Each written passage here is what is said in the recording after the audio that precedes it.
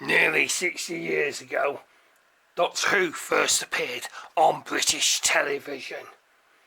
Many doctors and changes, and it is still going, just.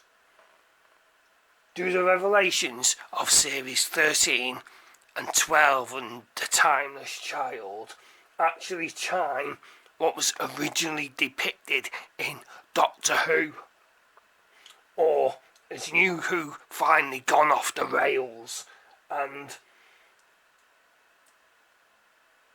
RTD's return is a desperate attempt to rescue the show?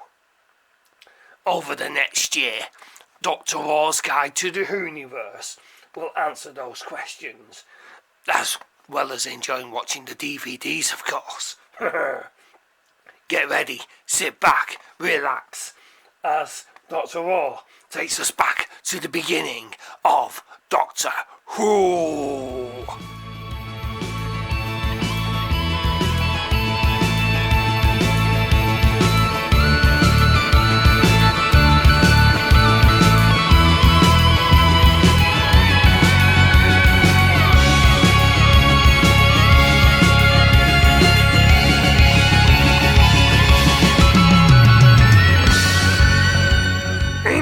Unaired pilot, there are several notable differences between that and the version transmitted in November 1963.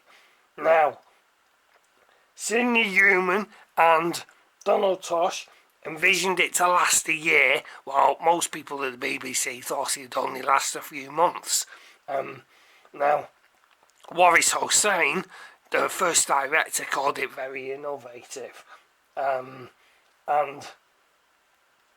in the insightful commentary on the pilot with Verity Lambert, Waris Hossein and Gary Russell, she says that the children's department thought that they should make it, but Sidney Newman had the drama department make it, which was very unusual at the time.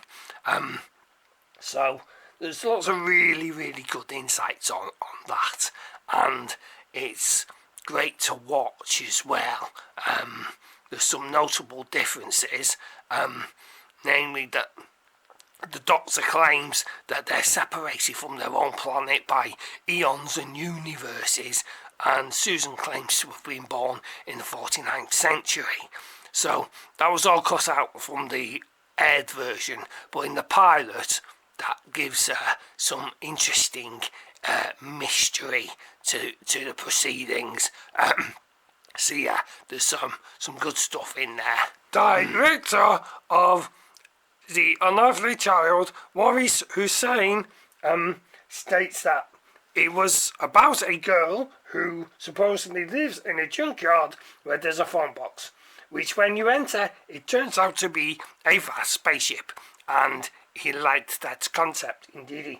And the original TARDIS set, part of which you can see behind me, it was designed by Peter Bracauchi, and